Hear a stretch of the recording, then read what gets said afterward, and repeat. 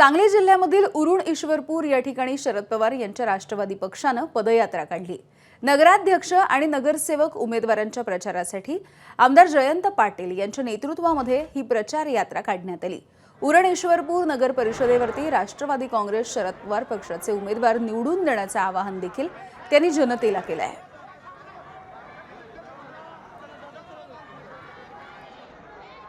pulse फार चांगला आहे आणि लोकांना या शहरामध्ये